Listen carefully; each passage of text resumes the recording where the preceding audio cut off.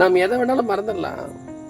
ஆனா நாம் நம்மளை எதிர்க்கே பேசுகிற வார்த்தையை நம்மளால மறக்கவே முடியாது. நம்ம எதிர்க்கே பேசுற அந்த வார்த்தையை நம்மளால மன்னிக்கவோ மறக்கவோ முடியவே முடியாது. ஒருவேளை சொல்றேங்க, நம்ம பிள்ளைகளா இருக்கலாம், மனைவியா இருக்கலாம், யாரா இருக்கலாம், பின்னாடி பேசுறது கூட மறந்துட்டு போயிடலாம். ஆனா கண்ணுக்கு முன்னாடியே பேசுற காட்சிகளை ஒரு செகண்ட் கூட நம்மளால மறக்கவே முடியாது. வந்து வந்து போயிட்டே இருக்கும். ஆனா இங்க இயேசு கிறிஸ்து, ஆண்டவராகிய இயேசு கிறிஸ்து மன்னிக்கிற தெய்வமா இருக்கிறத நம்ம வேதாகமத்துல பார்க்கிறோம், உண்மையா பார்க்கிறோம். அவர் மன்னிக்கிற தெய்வமா இருக்கிறாரு. வேதத்துல சொல்லப்படுகிறது, லூக்கா எழுதின சுவிசேஷ புத்தகத்துல 23ஆம் அதிகாரம் 34வது வசனம் சொல்லப்படுகிறது, பிதாவே இவர்களை மன்னியும் என்று ஒரு மன்னிக்கிற தெய்வமா இருக்கிறாரு. இதெல்லாம் சொன்ன ஆண்டவர் இன்னொரு வார்த்தையை சொல்றாரு, தாங்கள் செய்கிறது இன்னதென்று தெரியாமலே அவங்க என்ன பண்றாங்க, செய்யறாங்கப்பா அப்படின்னு எவ்வளவு மன்றாட்டு பாரு. ஆண்டவராகிய கல்வாரி சிலுவையில் பேசும்போது முதல் வார்த்தை, பிதாவே அவர்களை மன்னியும் என்று. அதே வேதாகம மத்தேயு எழுதின சுவிசேஷ புத்தகம் 5ஆம் அதிகாரத்துல நீங்க 44, 45 இதெல்லாம் படிச்சுட்டு வரும் பொழுது அதே வேதாகமம் சொல்லுது, உன் சத்ருவை சிநேகின்னு சொல்லுது, உங்களை சபிக்கிறவர்களை ஆசீர்வதின்னு சொல்லுது. இது கொஞ்சம் கஷ்டம்தான். நான் உண்மையா இது பண்ணும் பொழுது நிச்சயமா ஒரு தேவனுடைய வார்த்தையை நம்ம கடைபிடிக்கலாமே. நம் சத்துரு யாருங்க? நம்மளுக்கு விரோதமா நம்ம கூடவே இருப்பாங்க. நம்மளை நல்லா அழகா தூக்கி தூக்கி விடுவாங்க, நல்லா பேசிக்கிட்டே இருப்பாங்க. ஒரு நாள் பார்த்துட்டு நம்ம மூஞ்சிக்கு முன்னாடி வந்து நம்மளை கேவலமா பேசிட்டு போவாங்க. அவங்கள நிச்சயமா நீங்க சொல்லுங்க, மன்னிக்க முடியுமான்னு.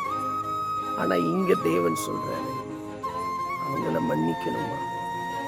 மன்னிக்கிற தெய்வமாகிய ஆண்டவராகிய இயேசு கிறிஸ்து கல்வாரி சிலுவையில பிலாத்தின் இடத்திற்கு கொண்டு போகும்போது அந்த ஜனங்க பார்த்து சொன்ன வார்த்தை மிகவும் காயப்படுத்துகிறது. அந்த வார்த்தை என்ன வார்த்தைன்னா, பரபாசியை விடுதலை செய், இயேசுவை சிலுவையிலே அறை என்று. அப்போ எவ்வளவு அன்பாய் அவர் நேசிச்ச ஜனங்கள்.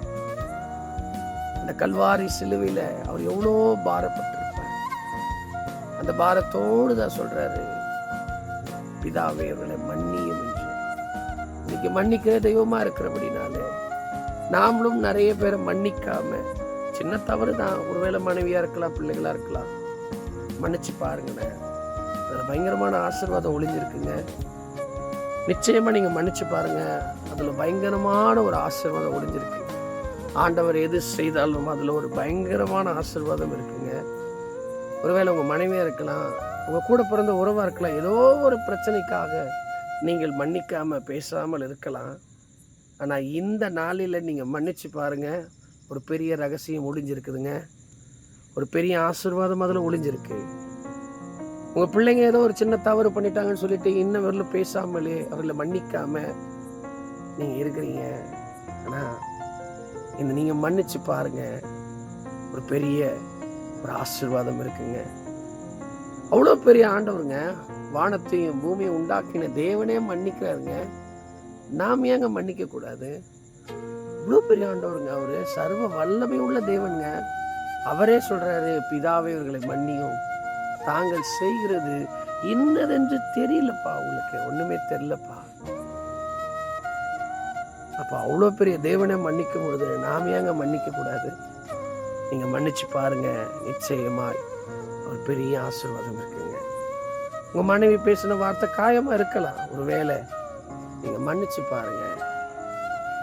நிச்சயமா சொல்றேன், உண்மையான அன்பு அன்னைக்கு பாருங்க. நீங்க நிச்சயமா அப்படி செய்வீங்க, நான் நம்புறேன்.